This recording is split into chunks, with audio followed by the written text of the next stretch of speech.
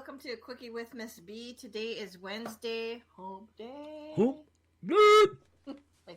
Mike. Yes, Mike fell off a cliff. All this week we've been talking about why people do and fill in that blank. If you missed any of the previous episodes, please go back and check them out. And as always, thanks so much for joining us. And don't do it alone. Bring lots of friends. Yeah. Yep. Today's going to be interesting. I love this one. I'm going to tell my famous story, too, about the macaroni and cheese. What? You forgot? You forgot that? The macaroni and cheese? My friend? Oh, yeah. Yeah. Oh, this is absolutely perfect for this. Yeah, perfect. So this is one of those situations like, why do people read the directions off a food box, okay, and then they go, yeah, I got it, and then they throw the food box away, they start cooking, and then they go, what the heck was I supposed to do? And then retrieve the food box with the directions on it out of the garbage. Well, my favorite's when you do this one. And I don't know why. Whenever you're going to forget it, you'll know you're going to forget it because you tear the box up or you tear the package up. Or you change the trash bag right then for some stupid reason. You know what I mean? Or you dump, like, your kid hands you a bowl full of, of like spaghetti. I'm full, and you dump it all over the directions, and it's like whenever you do something like that, that's the moment you go, was that 2 cups of what? Was it 2? Wait a minute. How was it? A cup and a half? 2 cups of milk? How many eggs was that? Was it 2 or 3? It couldn't be 3, could it? No, wait, hang on. I got to read it again. He's like, oh man. Oh crap. Yeah, that's a mess. Okay. Yep. Absolutely. I had a buddy. We're just going to call him the Buckinator. All right. The old Buckinator.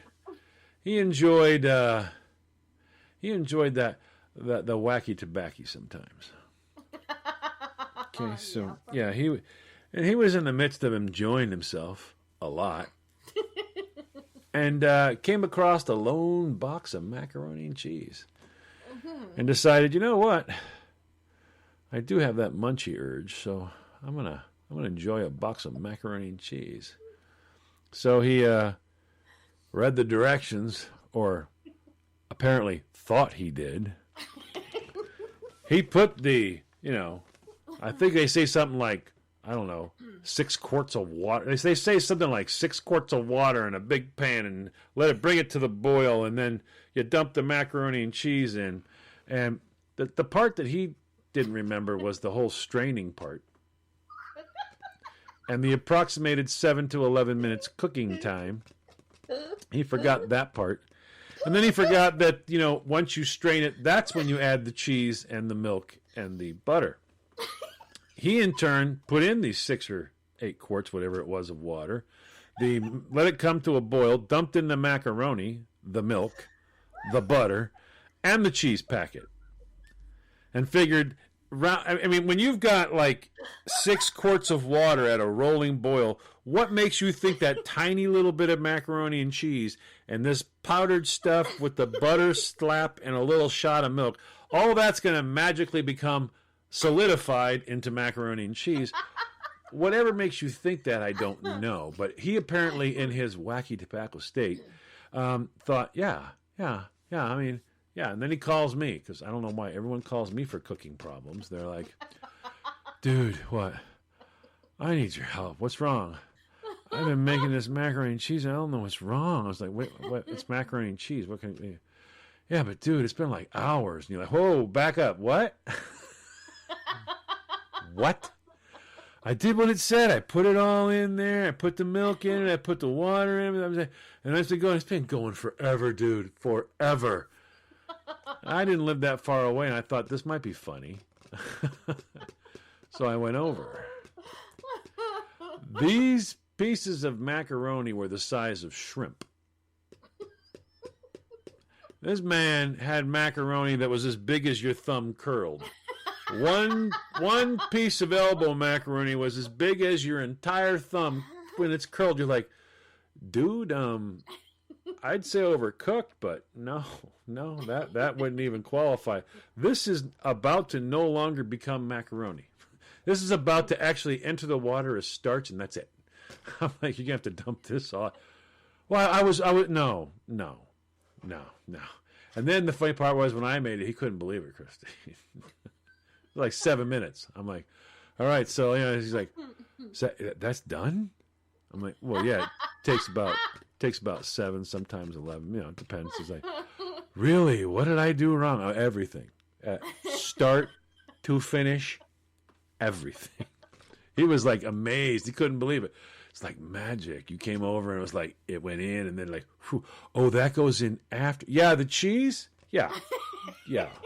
That's an after thing because you have to drain it. So if you drain it after you put the cheese, the milk, and the sauce in, then you don't have any, I don't know, cheese, sauce, and milk, So I drained it. He's just watching me like I'm magic. And I turn around, I dump all the stuff in there. He was like, oh, man, you got to make this. Oh, no, I'm not your date. No, I'm not like this isn't a date or anything. Like, I mean, I'll tell you what, man, yeah. Once he was, I call him baked. Once he was baked, he was. He's just such a wingnut. You know how to make cookies? So, oh, shut up. I'm leaving. On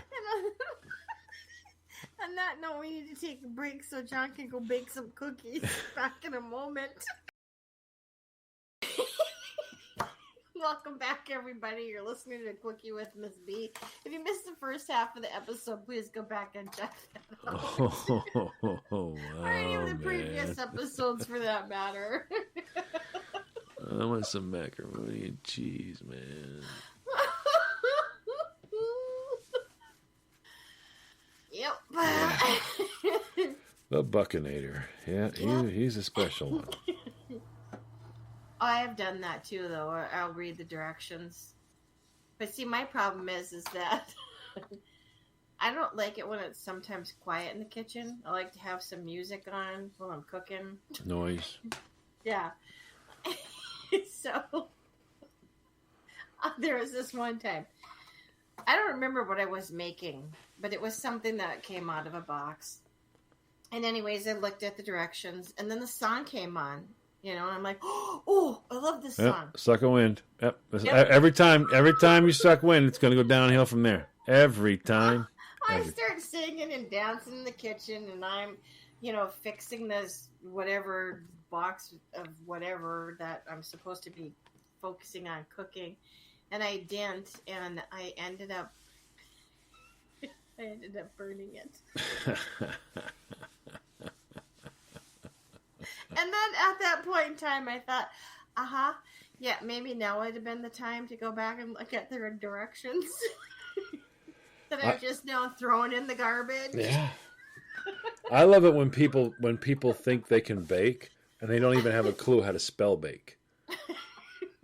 And they'll go, well, it's gonna have sugar in it. It's gonna have flour, and it'll have butter and probably eggs or something. Like the whole word probably in baking. Yeah.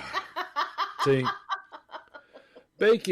cooking's one thing, but baking is a science because you have to understand leavening, second leavenings. Mm-hmm. You have to understand timing. We're using yeasts and stuff. Mm-hmm. Then we're also not putting in butter. We have to have a mix of fats and liquids, and we have to have starches, and we have to have things solidify, and all these things have to happen. And if there's too much of this, that's when the cookie turns into water and melts all the way across, and you go, why is there one giant freaking cookie here? Because you had too much fat in it, ding-dong, and not enough flour to solidify it. But like you said, a little of this maybe it's probably got some egg in it, it's probably got some, Those people, you're like, yeah, okay, all right, yeah. But yeah, I did that too. I was trying to. It was just at the time when I was still dating my ex. But at that time we were dating, and I thought I wanted to impress him, so I was going to bake some brownies. I was going to make homemade brownies. So I'm looking up the recipe and checking it all out, and of course I'm not paying that close attention, and I think I skipped the ingredient or I didn't put enough of something in there. I don't know if it was the baking soda or whatever. But anyways, these brownies did not rise. They were flat as a board and dark brown. They were almost black. They looked like hockey pucks is the only thing that comes to mind. We want me to do this cardboard box. Eat it. Those are the brownies I made you. Oh. Well, those are num-nums, aren't they? And it was kind of funny because it was me and my friend Joe and I decided that we're going to go in the kitchen and we're going to, two girls, we got this. We can do this baking thing. We both sucked at it. We're trying to follow the directions and we're getting into arguments and stuff. And so the funny thing that she did is after the brownies came out of the oven and they were cooling off, I said, well, they don't really look that bad. She goes, they're hard, like hockey pucks. I'm like, oh, they can't be that bad. So she takes the pan, she flips it over, and now the brownies are sitting like on a plate or something. She picks up the square, big size brownie and slams it on the floor. Looks at me and says, there, now we can play hockey. I did a funny thing once. I don't even know. I put the measuring spoons and the measuring cups. They're in the dishwasher. So I came out to get a cup of coffee, and one of my siblings was in the midst of baking. And I'm like, so how's it going? Good. And I was like, I'm looking around. I mean, right off the bat, the minute you're like, I see baking soda and I see baking powder. And then I'm looking around and I'm like, baking soda and baking powder. Now, okay, here's an acidic. Here's something that's going to make things acid and change pH balances and stuff. I'm like, I don't see any measuring spoons anywhere. I'm like, so did you get that in there? Yeah, I mean, first I couldn't figure out which one was which, and it's like, well, one says baking soda and one says baking powder. And when you get the paper says powder or soda. So it's pretty much like, I couldn't figure out which one was which. Well, what did you need? Baking soda? Well, there's the one right there that says baking soda. Starts with an S, ends with an A. All right. There's another one that says powder, has a P, and ends in an R. Not the same at all. If you can't figure out which one's which at first, well, you need to back away. And then I'm looking down again. I'm like, where's the measuring spoons? Oh, I got this. I'm like,